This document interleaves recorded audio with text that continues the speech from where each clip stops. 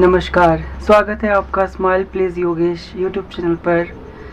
हम उम्मीद करते हैं आप वीडियोस के माध्यम से कुछ न कुछ ज़रूर सीख रहे होंगे और अपने ज्ञान में वृद्धि कर रहे होंगे। तो चलिए बिना समय गवाए आज की वीडियो की शुरुआत करते हैं। आज हम 12वीं कक्षा का अर्थशास्त्र विषय पढ़ेंगे, जिसमें हम उपभोक्ता संतुलन के बारे में आज जानेंगे।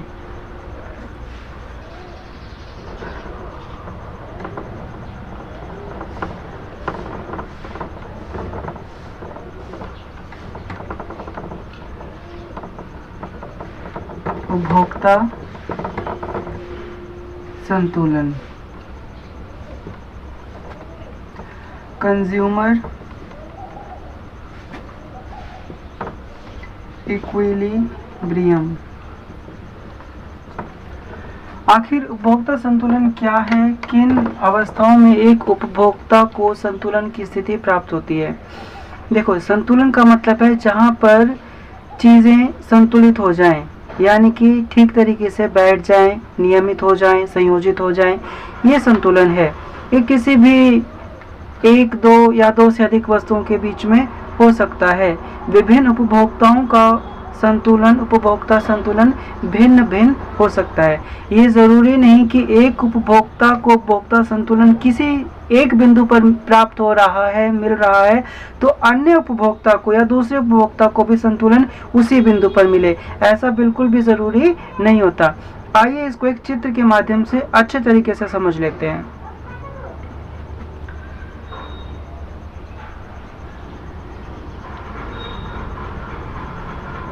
नीचे वाला यहाँ से हमारा ओरिजिन स्टार्ट होता है, ये हमारा एक्स एक्सिस है और ये हमारा वाई एक्सिस है। ये ओ एक्स एक्सिस, ये हमारा ओ वाई एक्सिस। ठीक है, तो अब हम इसको देखते हैं कैसे हम इसको एक चित्र के रूप में प्रस्तुत कर सकते हैं। अब देखिए, नीचे हमने कंजप्शन ऑफ कमोडिटी लेना है। Consumption of commodity. Consumption of commodity क्या है? कोई भी एक्स यूनिट आपके पास है, उसका हमने कंजप्शन ले लिया, उपभोग ले लिया। ठीक है, उसकी कमोडिटी ले ली है। ये हम ले लेते हैं 10 यूनिट तक। 1 2 3 4 5 6 7 8 9 और 10। ये बिंदु मैंने विदाउट एनी मेजरमेंट लगाए हैं, लेकिन जब आप करेंगे एग्ज़ाम के तौर पर तो आप इनको with the help of scale करेंगे। ठीक है, ताकि गलती की कोई भी गुंजाइश ना रह जाए हमारे लिए। अब हम यहाँ पर यूटिलिटी लेंगे।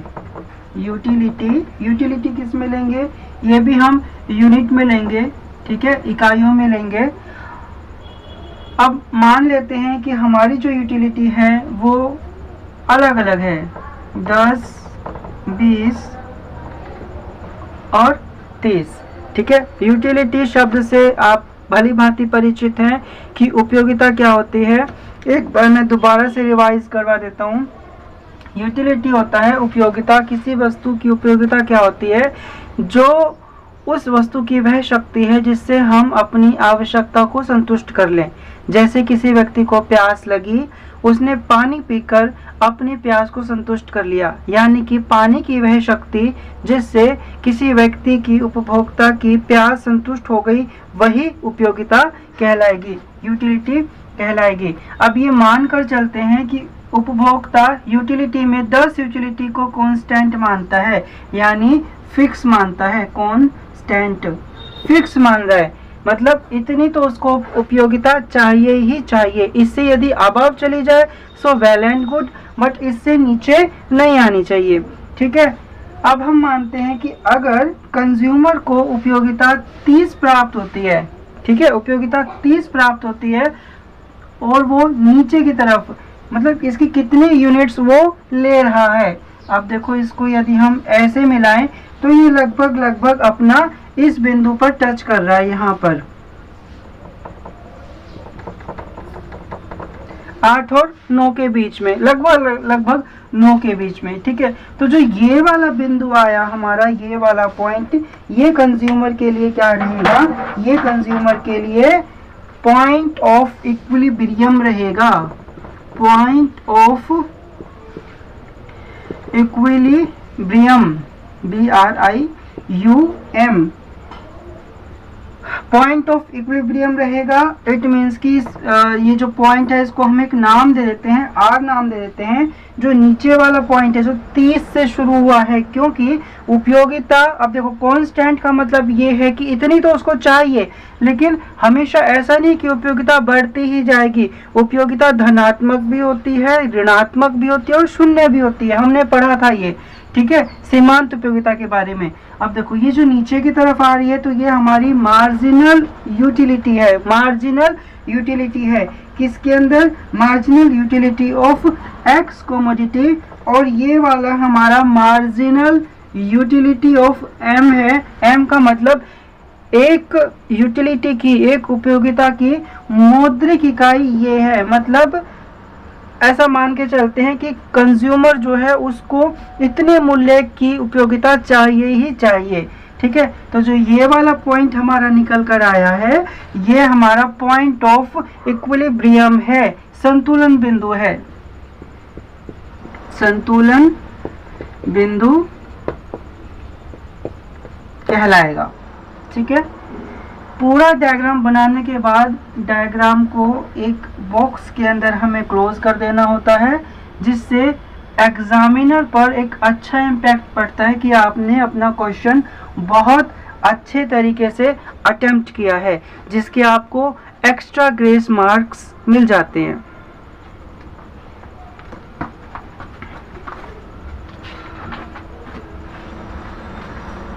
इसके साथ ही ऐसा भी हो सकता है कि कभी कभी कंज्यूमर एक, अब ये तो था एक वस्तु के केस में, अगर कंज्यूमर 2 वस्तुएं ले रहा है तो उस कंडीशन में क्या हो सकता है, उस कंडीशन में सबसे पहले तो उसका हमें निकालना होगा यूटिलिटी क्या क्या आ रही है। तो 2 वस्तुओं की कंडीशन में अलग अलग ही आएगी, जाहिर सी बात है। आइए इसको चित्र के माध्यम से बनाकर देख लेते हैं।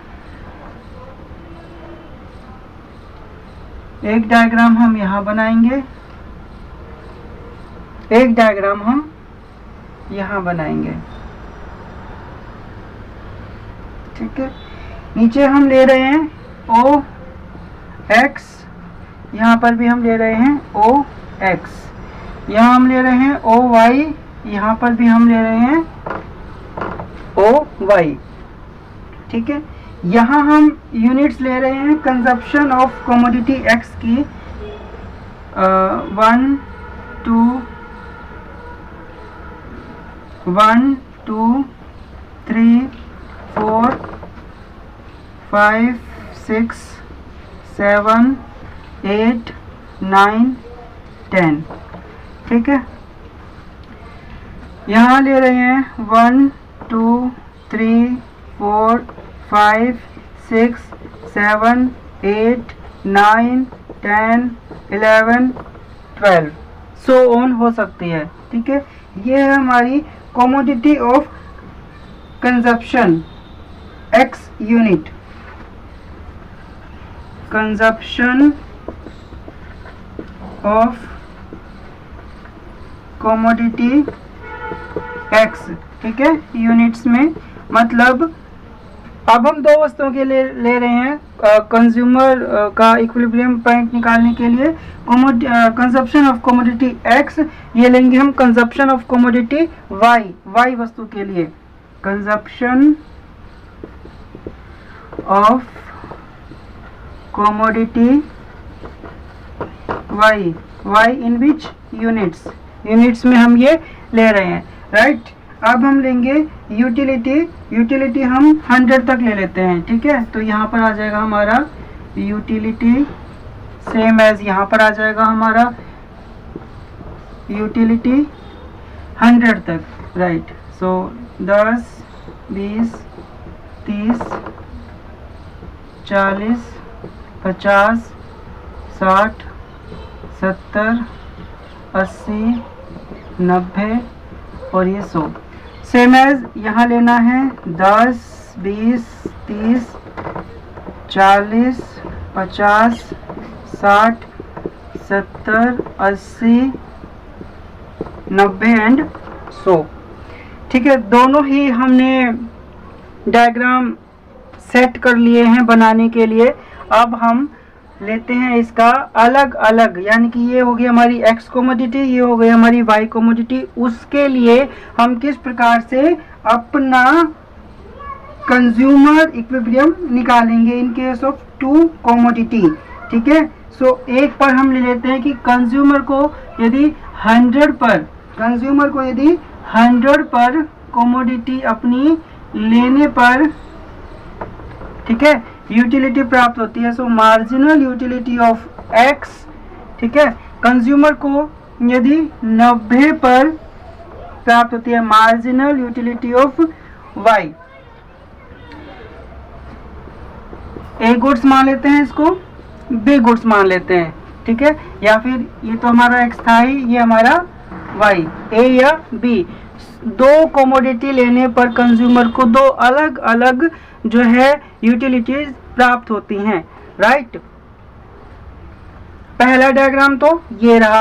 अब अगर कहता है कि दोनों डायग्राम को यदि एक दूसरे के सम्मुख रखा जाए, ठीक है, उस कंडीशन में क्या हो सकता है? सिंपल सी बात है, ये देखो नीचे वाला तो सेम रहेगा, लेकिन जो ये वाला पोर्शन है ये मिरर इफेक्ट में चला जाएगा। इट मीन्स कि ये इधर आ जाएगा, है ना। सो इसी को हम बना लेंगे सेकंड केस में, जब दोनों आपस में सम्मुख हों। यहां तक समझ आ गया। अब इसको रफ करते हैं। अब देखो इसी को हम आगे बढ़ा लेंगे, कैसे, अभी आप देख लीजिए इसको।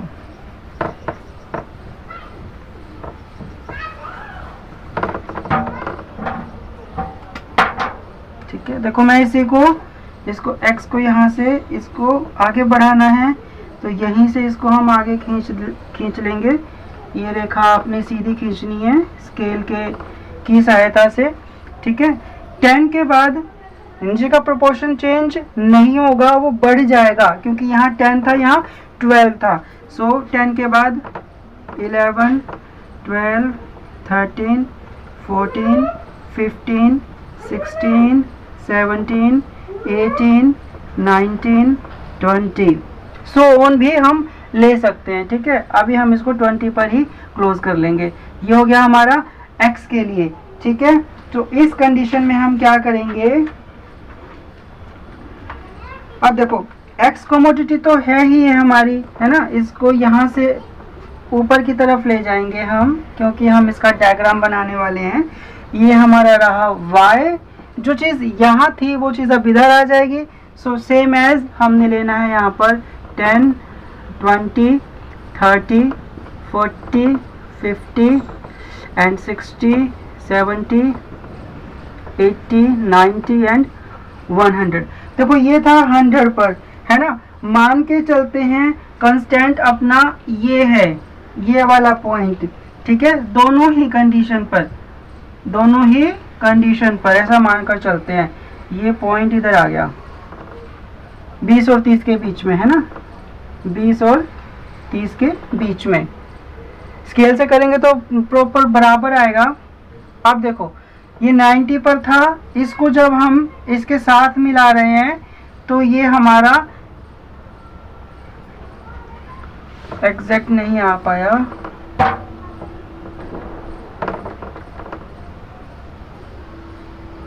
इन केस स्केल से करेंगे तो वो बिल्कुल प्रॉपर आएगा आपका। तो जो ये वाला पॉइंट आया ना हमारा, ये हो गया हमारा x और ये हो गया हमारा MUY। ठीक है, ये वाला जो पॉइंट आया है R, यही हमारे लिए इक्विलिब्रियम पॉइंट है, पॉइंट ऑफ इक्विलिब्रियम। यही हमारा संतुलन बिंदु है in case of two commodity factor, two commodity. ठीक है, दो वस्तुएं लेने पर हमारा इस प्रकार से कोमोडिटी फैक्टर आएगा। इधर वाला कंजप्शन ऑफ x यूनिट हो गया, और नीचे वाला, नीचे के लिए जब नीचे से शुरू करेंगे तो वो हमारा कोमोडिटी ऑफ y हो जाएगा। ठीक है, इसको हम लिख लेंगे। नीचे से शुरू करेंगे तो देखो यहाँ जो 20 है, अब देखो यहाँ पे 0 आ जाएगा, है ना।